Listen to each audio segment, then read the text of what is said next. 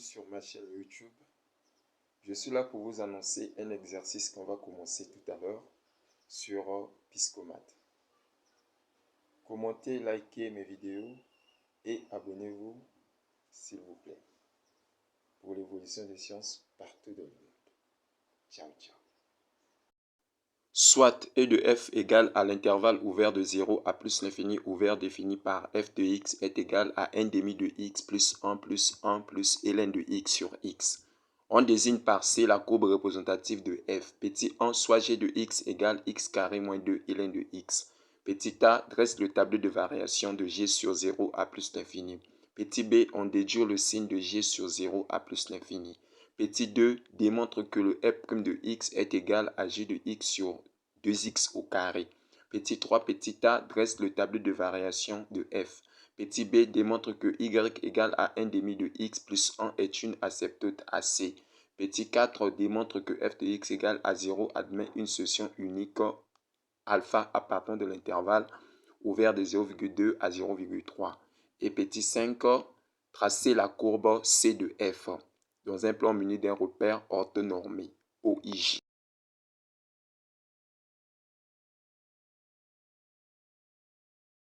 Ok. On nous a donné le f de x égale 1 demi de x plus 1 plus ln de x sur x. Et son ensemble de définitions, c'est défini sur 0 à plus l'infini. Petit 1, le g de x est égal à x carré moins 2 ln de x. Petit a, dressant le tableau de variation de g sur 0 à plus l'infini. Alors, nous allons chercher d'abord les limites aux bornes. On prend limite quand x tend vers 0 de g de x. C'est égal à la limite quand x tend vers 0. X carré moins 2 ln de x. On remplace là où il y a le x par 0. Quand on remplace, on n'écrit pas limite. 0 au carré, c'est 0. Moins 2 facteur 2. Ln de 0, c'est moins l'infini. Moins 2 fois moins l'infini, ça fait plus l'infini. Donc la limite au point 0, c'est égal à plus l'infini. Nous prenons maintenant la limite quand x tend vers plus l'infini. Le g de x égale à la limite quand x tend vers plus l'infini. Le x au carré moins 2 ln de x. Là, si on remplace, nous aurons une forme indéterminée. Donc, je pars directement, je mets le x carré en facteur. Il va me rester 1 moins 2 ln de x sur x carré. C'est pour avoir cette limite classique qui nous donne pratiquement 0. Le x carré multiplié par 1, on aura x carré. Donc, on reste avec plus l'infini au carré, qui nous fait plus l'infini. Donc, la limite à plus l'infini, ça donne plus l'infini. Et limite à 0, ça donne aussi plus l'infini. Nous passons maintenant à la dérivée. Dérivée de g. Le g' de x égale la dérivée de x au carré, ça fait 2x. La dérivée de ln de x, ça me fait x' sur x. Donc, le g' de x est égal à 2x. Or, la dérivée de x est 1. Donc, on aura moins 2 sur x. Si on rend même dénominateur, nous aurons 2x carré moins 2, le tout sur x. Voilà, ça c'est notre dérivée. Cherchons maintenant le signe de notre dérivée.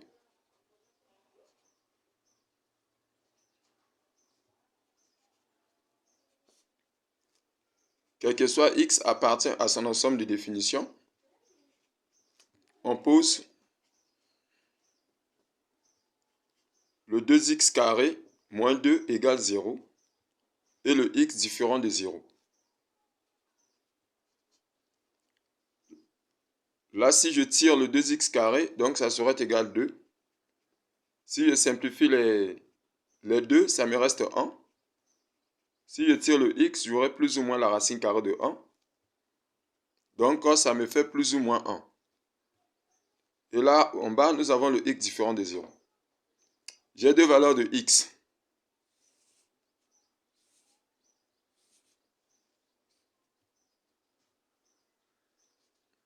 Voilà, ça c'est le tableau de signes. Je place d'abord l'ensemble des définitions. C'était de 0 à plus l'infini. Ensuite, là j'ai le plus 1 et le moins 1. Dans cet intervalle, on ne peut pas placer le moins 1. Donc je prends seulement 1. Et je place les zéros de binôme à 1 parce que c'est la solution de la dérivée. Maintenant ici, comme d'habitude, on cherche une valeur qu'on peut placer ici qui sera supérieure à 1. On prend l'exemple 2. Je remplace ici par 2. Donc si je remplace par 2, on aura 2 facteur de 2 au carré moins 2 sur 2. Or là, ça me fait 2 au carré, ça fait 4. 4 fois 2, ça fait 8. On aura 8 moins 2. 8 moins 2 sur 2. Or là, on aura 6. 6 divisé par 2. Or, 6 divisé par 2, ça me donne 3. Or, le 3 possède le signe plus. Donc là, je mets plus. Et ensuite, ici, donc, c'est moins. Alors, et enfin, ainsi, on peut maintenant dresser le tableau de variation de G.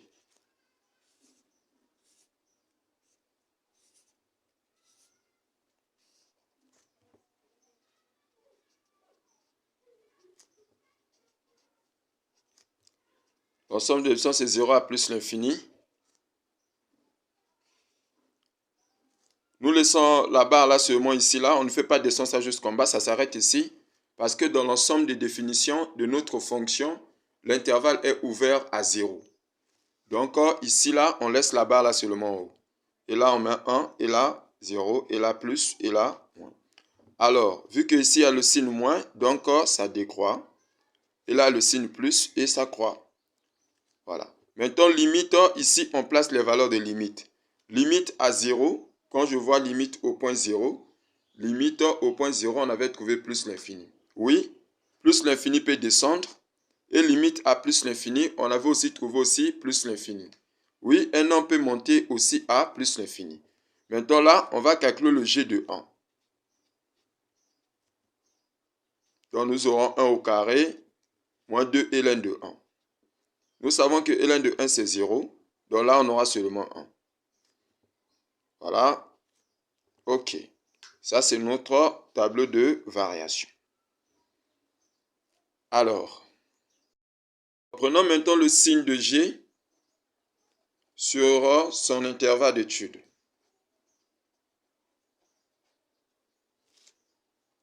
Alors, pour dresser le signe, pour donner le signe de la fonction G, on va s'en servir du tableau de variation de G. Qu'est-ce que je constate? Je constate que là, ici à plus l'infini, je descends à 1, 1 est positif et on monte encore à plus l'infini. Donc ici, là, ça signifie que le G est strictement supérieur à 0. Donc le G de X est strictement supérieur à 0 par rapport à cet intervalle. Donc de 0 à plus l'infini, on regarde là, plus l'infini descend à 1, 1 monte à plus l'infini. Donc le G est supérieur à 0. Donc quand je viens ici, quel que soit X appartient à son ensemble de définition, on a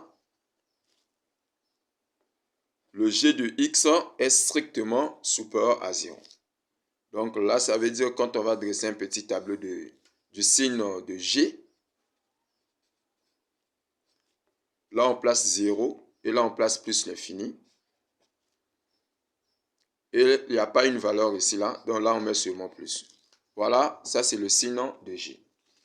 Alors, la deuxième question, on nous demande de montrer que, en montrant que le f' de x, c'est-à-dire la dérivée de f, c'est égal à g de x divisé par x au carré. Alors, on a vu que, ou bien, on a le f de x est égal à 1 demi de x plus 1 plus 1 plus ln de x sur x. C'est cette fonction qu'on va dériver. Alors, si je veux dériver cette fonction, on aura donc f' de x égale la dérivée de 1 demi de x, ça fait 1 demi. La dérivée de 1, ça me fait quelque chose de 0. Plus, or là, la dérivée, on a la forme u sur v. La forme u sur v nous dit, on aura u' fois v moins v' fois u divisé par v carré. Alors, Donc ici, là, nous aurons quelque chose de 1 demi plus la dérivée de 1 donne 0, la dérivée de ln de x donne 1 sur x fois x moins la dérivée de x est 1 et là 1 plus ln de x, le tout sur x carré. Alors là donc nous aurons le 1 demi plus, on simplifie les x, nous restons avec 1, moins, le moins là rentre, on aura moins 1, moins ln de x, le tout divisé par x carré. Alors, ici, on peut simplifier ça et ça. En simplifiant ça, d'abord, on reste avec 1 demi plus moins ln de x divisé par x au carré. Alors, ici, on multiplie ça avec ça nous fait x carré. On multiplie ça avec ça fait nous moins 2 ln de x. Divisé par ça fois ça fait quelque chose de 2x carré. Alors, donc là, on aura g' de x, plutôt f' de x, c'est égal à x carré moins 2 ln de x. Or, le g de x était aussi égal à x carré moins 2 ln de x. Donc, du coup, ici, dans notre démonstration, il y a un petit d qui manque ici. Là. Alors, donc, d'où la dérivée de f de x est bel et bien égale à x carré moins 2 ln de x divisé par x carré, ou soit g de x divisé par x carré. Ça, c'est la dérivée de f. Ensuite, on nous demande de dresser le tableau de variation de f. Donc, petit b, TV de f. Alors, pour dresser le TV de f, vu que nous connaissons déjà l'ensemble des définitions, nous cherchons les limites. On prend limite quand x tend vers 0 de la fonction f de x. C'est égal à la limite quand x tend vers 0 de 1 demi de x plus 1 plus 1 plus ln de x, le tout sur x. Alors ici, on remplace, on aura 1 demi facteur de 0 plus 1 plus 1 encore plus ln de 0 divisé par 0. Là, ça nous fait 0, là, ça nous fait 1.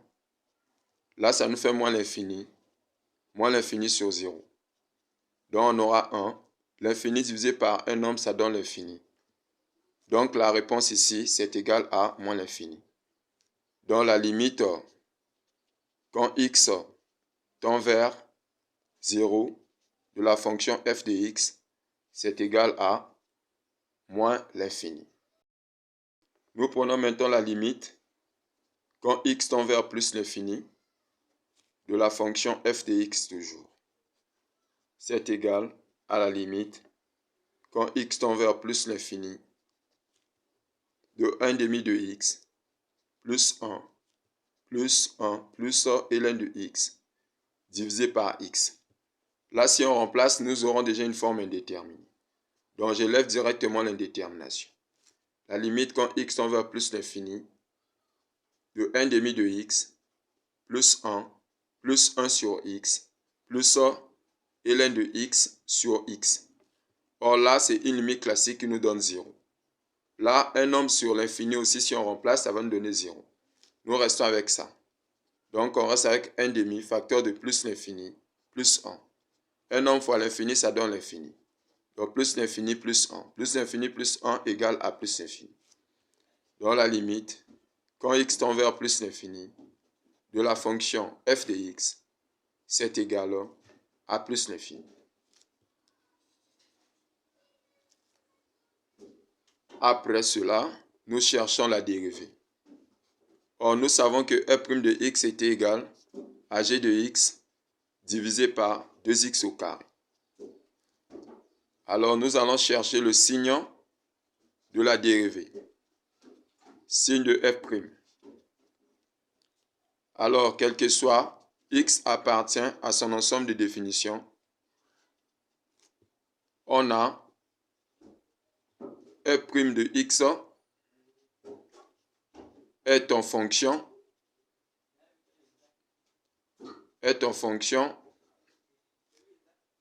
de g de x. Alors, le signe de f'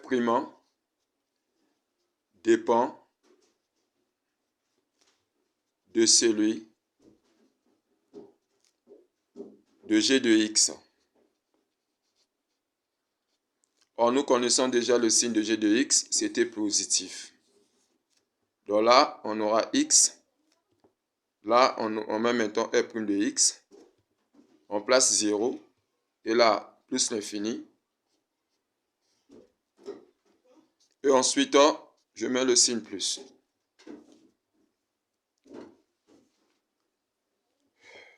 Alors, nous allons maintenant dresser le TV. Connaissons déjà le tableau de signes.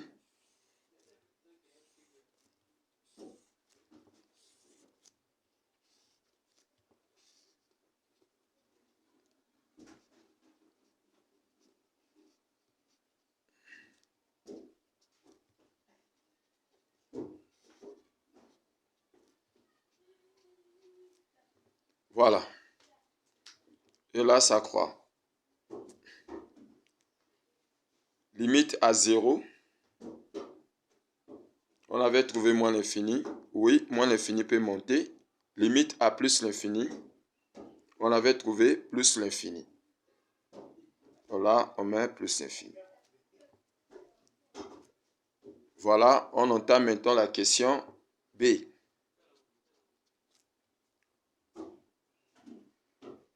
Démontrons que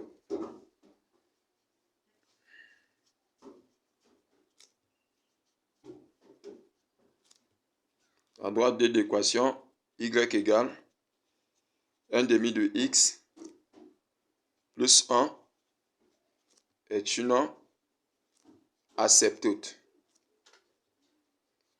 D est une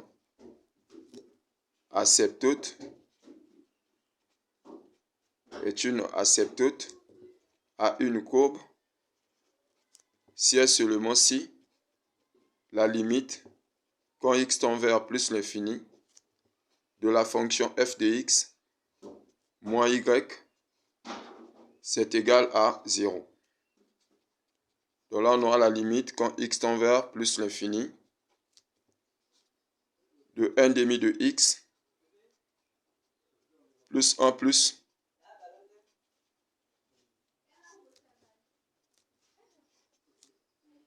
ensuite, on va prendre ça moins le y.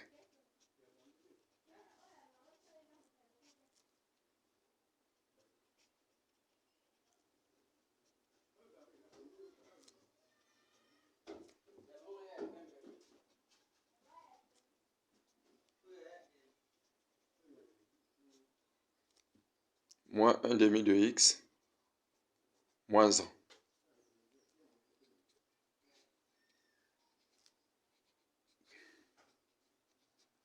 Là, ça donne 0. Là, si on simplifie ça et ça aussi on simplifie. Nous restons avec 1 sur x qui donne aussi 0. Donc, on peut dire que c'est vrai. La droite D est asymptote à C. Petit 4. Démontrons que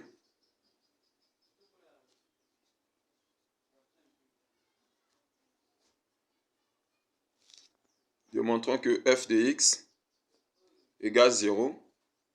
Admettons une solution unique alpha appartenant de l'intervalle ouvert de 0,2 à 0,3.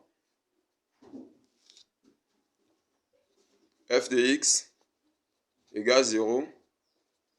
Admettons une solution unique alpha à partir de l'intervalle ouvert de 0,2 à 0,3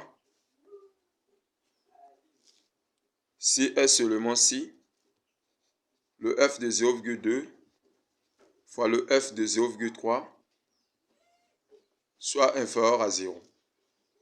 Nous allons calculer le f de 0,2. Ça fait 1 demi-facteur de 0,2 plus 1 plus 1 plus ln de 0,2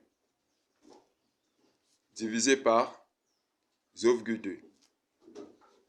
Et le f de 0,3, c'est égal à 1 demi facteur de 0,3 plus 1 plus 1 plus ln de 0,3. Le tout divisé par 0,3. Là, on va trouver la réponse. On calcule avec la calculatrice. Là, on trouve moins 1,9. Et là, si on calcule, on trouve 0,49. Alors, ainsi, on va faire le f de 0,2 fois le f de 0,3. Ce qui revient à dire moins 1,9 multiplié par 0,49 égale. Voilà. Et si on fait le produit, on trouve moins 0,931. Or, le nombre là est inférieur à 0. C'est inférieur à 0, donc on aura f de 0,2 fois le f de 0,3 sera strictement inférieur à 0. Et là, on dit vrai. Et la dernière question, la courbe.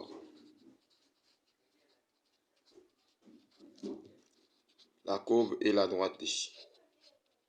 On nous demande de tracer la courbe C et la droite D. Or, nous savons que quand on nous demande la courbe, on doit d'abord faire l'étude des branches infinies.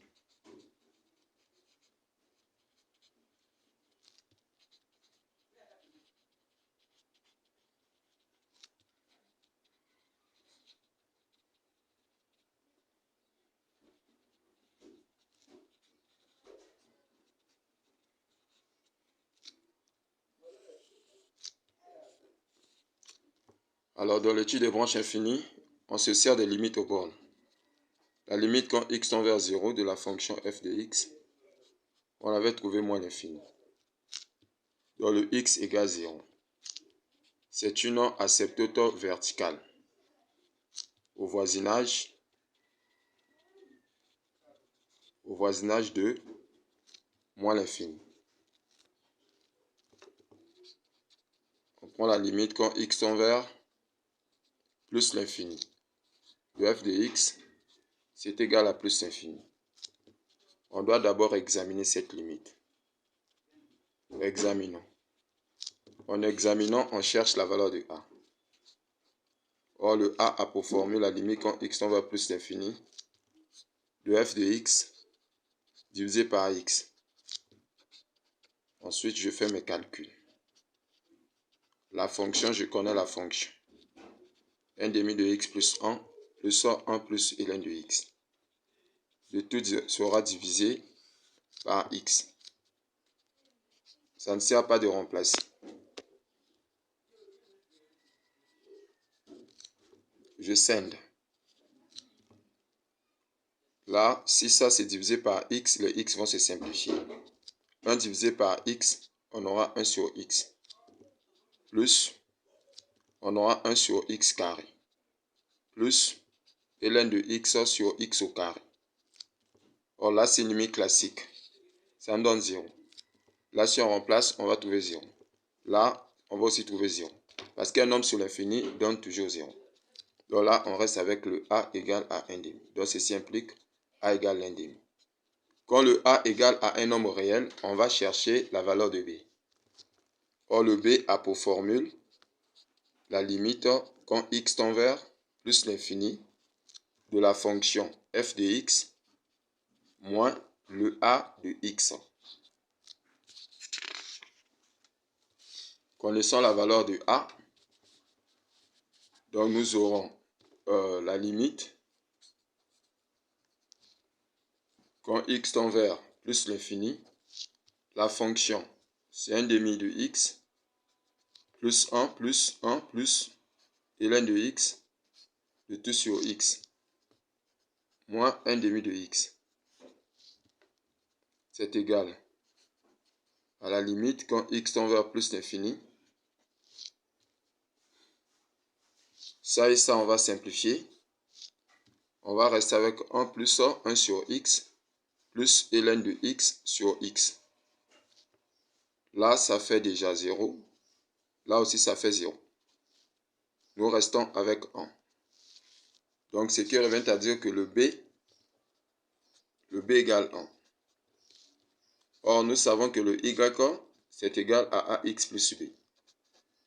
En remplaçant le a et le b par leur valeur, on aura donc 1 demi de x plus 1. Donc là, il s'agit, c'est une asymptote oblique au voisinage de plus l'infini. Voilà. On peut maintenant tracer notre courbe tranquillement. Alors voilà notre repère. Notre asymptote numéro 1, c'était l'asymptote verticale au point 0. C'était au voisinage de moins l'infini. Donc je viens sur l'axe des ordonnées, je double les flèches, je mets x égale 0.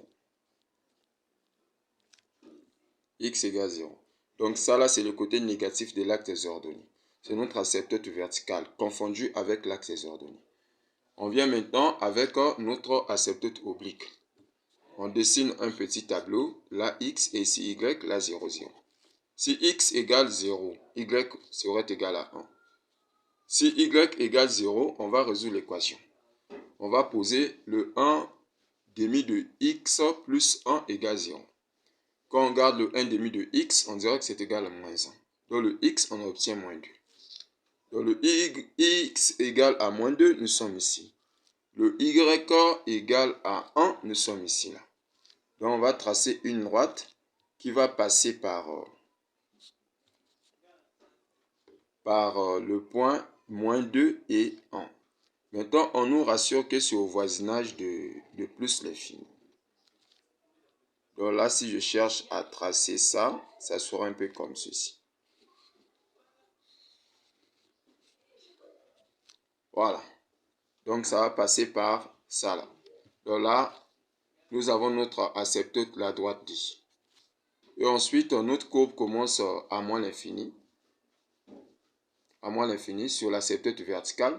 Et cette partie-là, pour notre asymptote, ça n'influence pas. Pourquoi? Parce que c'est la partie de plus l'infini qui nous intéresse. Alors, donc, notre courbe commence à moins l'infini. À moins l'infini. Et on vient... Ça commence à moins l'infini, ça vient jusqu'ici. Et ça monte... voilà. Ok. Donc, c'est par rapport à notre tableau de variation qu'on trace une courbe. C'est par rapport au tableau de variation qu'on trace une courbe. Ça commence en bas à moins l'infini jusqu'à plus l'infini sur l'asymptote oblique. Donc, ici, là, ça commence en bas. Et voilà, ça monte jusqu'à...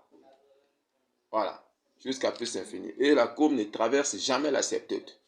Une courbe ne traverse jamais l'asymptote. Voilà la fin de notre exercice. Merci pour votre attention et restez toujours connectés sur ma chaîne YouTube pour ne rien manquer. Merci.